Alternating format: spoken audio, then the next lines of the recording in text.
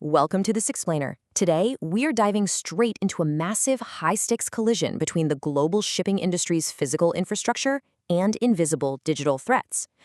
For centuries, the maritime industry basically operated in its own isolated bubble. But today, rapid digitalization has completely transformed how global trade functions. We're looking at this incredibly dynamic, sophisticated threat landscape where an unseen string of code can literally stop a physical supply chain dead in its tracks. And yes, that delays everything from the car you drive right down to the phone in your pocket. So let me ask you something right off the bat. A stark, urgent question that really changes how we look at modern trade. What actually happens when a 200,000-ton cargo ship gets hacked? We aren't just talking about a frozen laptop or a couple of stolen emails here. We are talking about massive vessels that carry the lifeblood of the global economy, literally 90% of everything we buy, suddenly losing their ability to navigate, communicate, or even steer. Just look at this real-world incident documented in our source materials. An outdated system crashed a ship's navigation while it was actually out at sea. Here's what happened. During a port call, a technician tried to do a routine software update on the ship's navigation computers. But because the operating systems were outdated, they just couldn't handle the update, and the whole thing completely crashed. The crew was forced to navigate totally blind in high-traffic areas for days, relying on a single radar and backup paper charts. It really goes to show you that a cyber incident doesn't even need to be a malicious hack to cause a full-blown physical crisis. Okay, here's our roadmap for this explainer. We're going to cover floating data centers, the anatomy of maritime threats, the global regulatory crackdown, the incident response playbook, and finally, strategic cyber resilience. Let's get right into it. Section 1. Floating data centers, when digital meets physical. Think about it. Modern vessels are no longer just steel and water. They're remote, floating industrial plants that are constantly exchanging data. The core issue here is the difference between IT and OT, because the true danger emerges when a breach in the administrative IT side cascades into a catastrophic failure of the physical OT side. IT systems are things you're used to, like the captain's email or the crew Wi-Fi. But OT, or operational technology, involves the critical heavy machinery that actually runs the ship, the engine control room, the electronic charts, the ballast water management.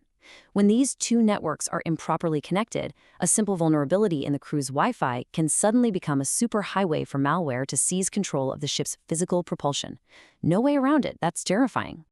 Moving on to Section 2, Anatomy of Maritime Threats, the vulnerability.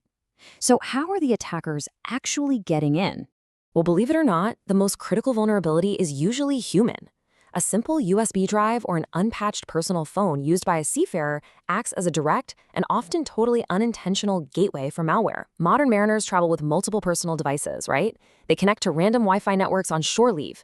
When they come back on board and plug that phone into a console just to charge the battery or use a thumb drive to transfer a harmless file, they can instantly bypass the ship's multi-million-dollar external firewalls, dropping malware right into the heart of the vessel. And get this. An 800% year-over-year increase in attacks specifically targeting edge network devices. We're talking about the routers and VPNs that separate the ship's internal systems from the public internet. Cybercriminals know exactly what they're doing. They know these edge devices are the digital perimeter. Break the router, and you gain unrestricted access to the whole network. The threat landscape has completely shifted, from random collateral damage to highly targeted deliberate extortion. And guys, this isn't just theoretical. Hacktivists literally exploited a connectivity provider to wipe the hard drives of 116 tankers, instantly cutting off their communications. A group known as Lab Duktigan targeted the VSAT partitions, which are the actual satellite communication links these ships rely on. In a split second, these massive vessels were left isolated, completely deaf and blind to the outside world. That is the textbook definition of a cyber-physical risk capable of paralyzing global supply chains. All right, Section 3, the global regulatory crackdown, the rules of engagement. The Wild West days of digital shipping are officially over. Regulators realized that voluntary guidelines just weren't cutting it anymore. To fix this, governing bodies stepped in with hard mandates, like IMO Resolution MSC 42898.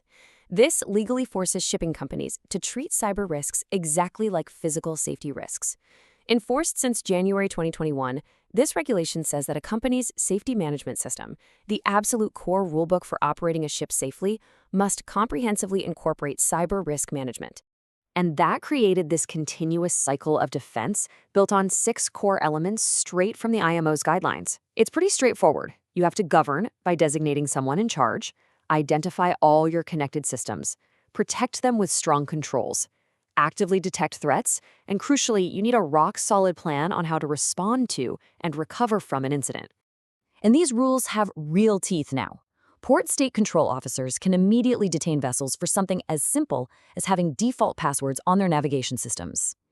Imagine an inspector boarding a multi-million-dollar ship and finding out the crew never updated the manufacturer's default password on the electronic charts or that the response procedures are locked on a computer they can't access during a blackout.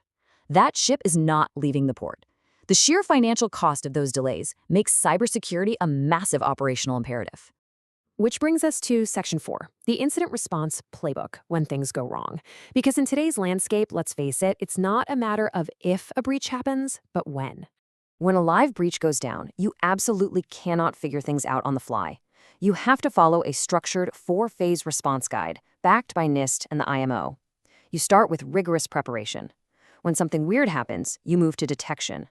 Then you have to contain the threat, which might literally mean pulling the plug and physically disconnecting a system, before you move to post-incident recovery to get the ship safely moving again.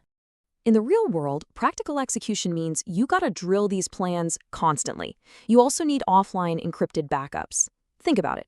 If ransomware locks down your cargo manifest, and you boot up the backup system without knowing if it's infected too, you just cause a secondary crash. That's why having encrypted offline backups is an absolute lifesaver. It completely neutralizes the attacker's leverage. Plus, you need to know exactly when a problem is too big for the crew to handle so you can immediately call in those external shoreside experts. Finally, Section 5, Strategic Cyber Resilience, the future defense. Because compliance, that's just the baseline. Actual, robust security requires deep engineering. The absolute foundation of this defense is network segmentation. Think of it exactly like the watertight doors on a ship's hull. If one compartment floods, the door's sealed to keep the whole ship from sinking, right? Well, network segmentation does the exact same thing for data. If a crew member's laptop gets infected with malware, proper segmentation ensures that the virus hits a dead end, rather than bleeding over into the engine control room and causing a catastrophe. Building right on top of that is zero-trust architecture.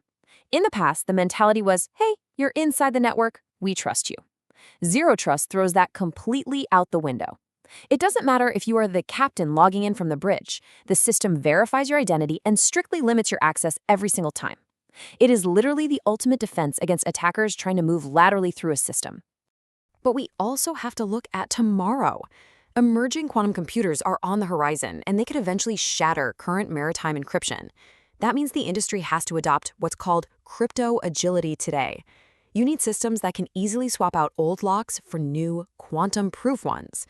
The massive volume of data flowing between ports, autonomous vessels, and logistics hubs relies on these digital locks. As quantum computing evolves, current encryption will become totally obsolete. So the maritime supply chain absolutely has to proactively build in quantum-resistant algorithms right now, during the design phase. So let's wrap up with one massive, provocative question to chew on. As AI and quantum computing evolve, is the global supply chain truly ready for the next wave of cyber-physical attacks? We've seen how a single, unpatched system or a hacked satellite connection can completely blind a vessel at sea. The maritime industry is wide awake to the threat, and regulations have finally caught up. But as technology keeps sprinting forward, creating these smarter, more autonomous ships and ports, our defensive mindset has to evolve just as fast. The resilience of global trade depends entirely on staying one step ahead of the invisible threats waiting just over the horizon.